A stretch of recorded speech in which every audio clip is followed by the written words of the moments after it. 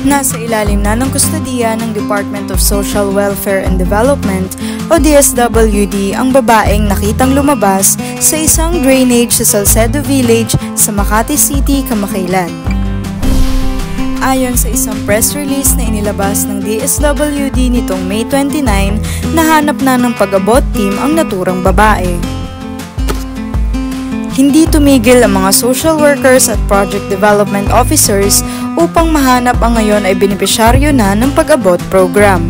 Mula sa pagpunta sa Lagusan kung saan siya lumabas at nakita hanggang sa pagbisita sa barangay kung saan siya maaring naninirahan, araw at gabi ang naging pag-iikot ng programa hanggang sa tuluyan na siyang nakita. Saad ng DSWD.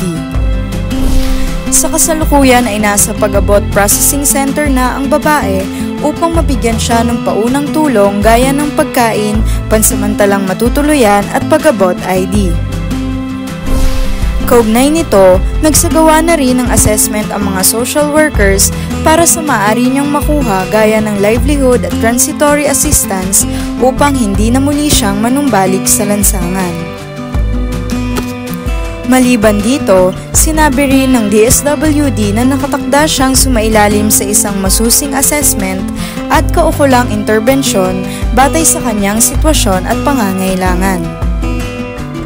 Aalamin ng programa kung ano ang tulong na maaring maibigay sa kanya at sa kanyang pamilya upang hindi na sila muling malagay sa delikadong kalagayan, pahayag ng naturang ahensya.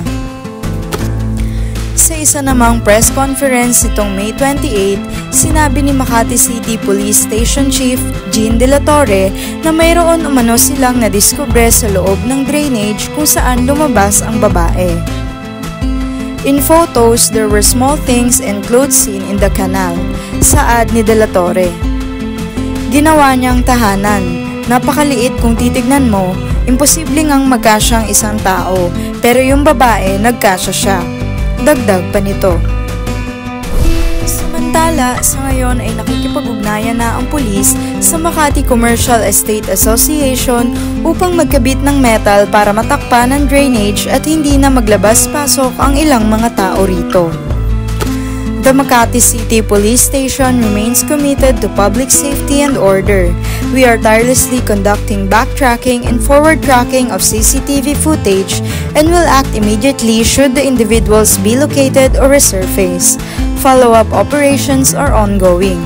Saad ng Makati City Police.